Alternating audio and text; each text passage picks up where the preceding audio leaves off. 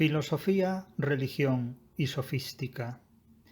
La filosofía es aquella actividad humana que permite organizar los conocimientos que tienen aquellas personas que no tienen conocimientos científicos. Dicho de otro modo más o menos sutil, la filosofía es lo que practican quienes no disponen de conocimientos científicos. Sucedió en las edades antigua y media y también en la edad contemporánea, no así en la excepcional edad moderna. ¿Por qué hoy los científicos no son filósofos ni los filósofos científicos? Tal vez porque la ciencia hace de la filosofía, como de la religión, algo innecesario y completamente prescindible. Un reservorio de sofistas procede ser cauteloso sin dejar de ser observador.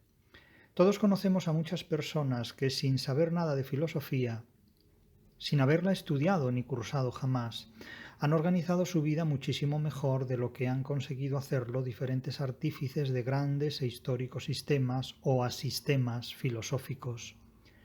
Junto al fundamentalismo científico, también cabe hablar de un fundamentalismo religioso y, por supuesto, de un fundamentalismo filosófico y político, porque cada actividad humana tiene, invisible a sus practicantes y cofrades, su propio fundamentalismo.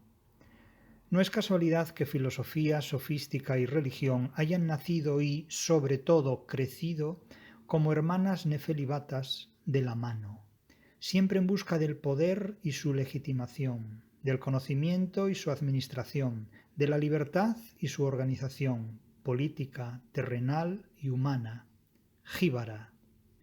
Toda religión tiene su Dios, toda filosofía su gran hermano, toda sofística su líder carismático, su caudillo o Führer furibundo.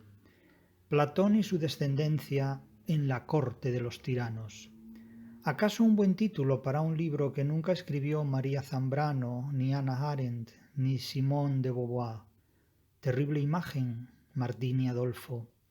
Y no es menos casual que las tres, filosofía, religión y sofística, dejemos ahora a María, Ana y Simona, nacidas de un afán por iluminarnos, revelarnos, explicarnos, dando por supuesto que somos tontos, lo que tenemos delante, nos conduzcan casi siempre a la metafísica, a lo desconocido, a lo espiritual, a lo interior, a lo profundo, es decir, a lo que no tenemos delante, porque con frecuencia no existe, pero hay que inventarlo, porque el cebo ecológico es más atractivo que el anzuelo desnudo.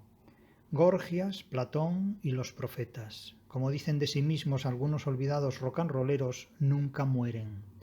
Son, como la democracia, formas perpetuas de seducción para engañar a las personas más inteligentes, me refiero ahora a Platón y compañía, no exactamente a los roqueros, y también para seducir a las personas más insatisfechas, y también y muy especialmente a las más insaciables.